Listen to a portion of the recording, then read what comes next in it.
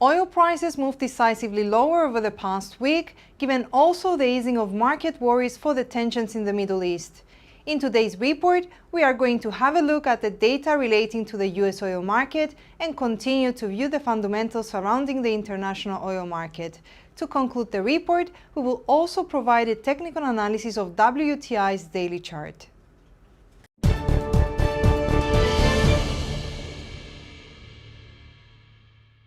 Making a start with the situation in the US oil market, there have been some mixed signals, but let's take a closer look. On Friday, we got the weekly Baker Hughes US oil rig count, which showed that the number of active oil rigs in the US was reduced from 485 to 483. The reduction of active oil rigs in the US reported a rise of the indicator's reading over the past 3 weeks, implying an easing of oil demand in the US oil market, which could have an adverse effect on oil prices.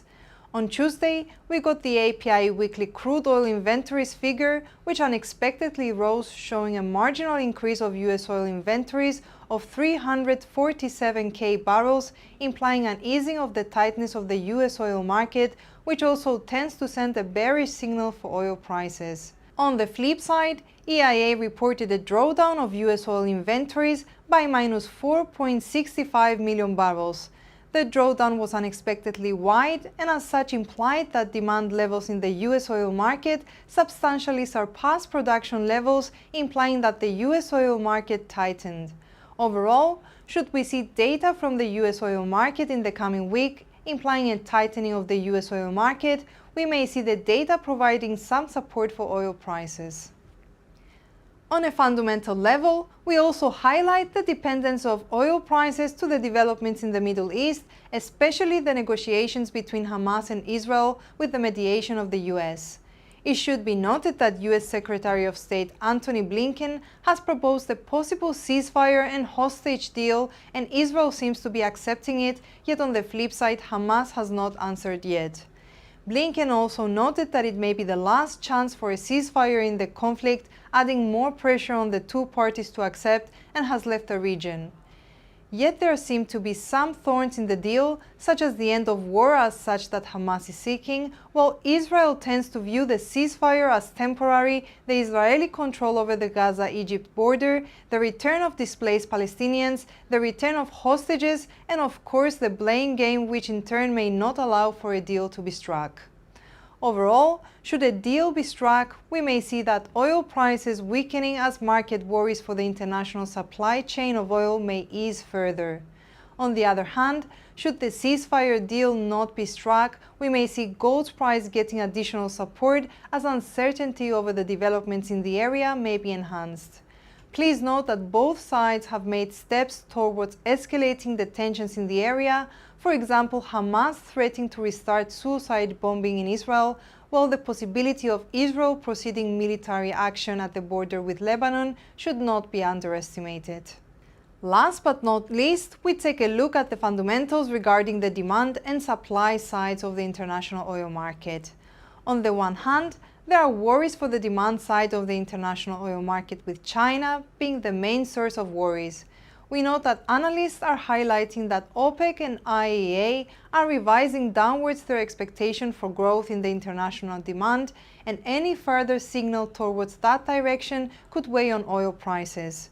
On the production side, we note the market worries for a possible slowing of demand growth may allow OPEC to maintain its low production levels, if not reduce them further, in order to counter the anticipated lower demand and thus provide some support for oil prices.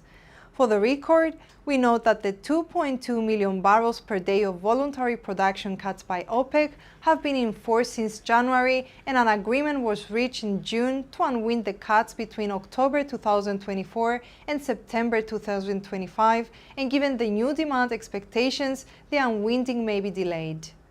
WTI's price continued to fall constantly over the past week and is currently testing the 71.15 support line. We tend to maintain a bearish outlook for the commodities price action as long as the downward trend line guiding WTI's price action since the 13th of August remains intact. Also, the bearish outlook is supported by the movement of the past week, which has steepened its downward slope. Also, the RSI indicator is nearing the reading of 30, implying the build-up of a strong bearish sentiment among market participants for oil prices.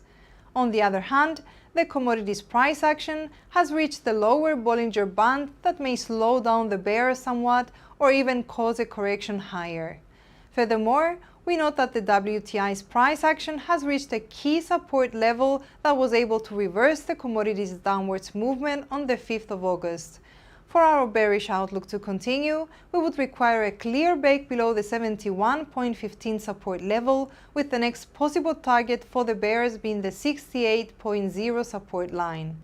For a bullish outlook, the bar is high, as the commodities price would have to rise, break the downwards trend line in a first signal that the downwards movement has been interrupted, and continue higher to break the 75.50 resistance line, clearly with the next possible target for the bulls being the 78.70 resistance level, marking a peak for WTI's price action on the 13th of August.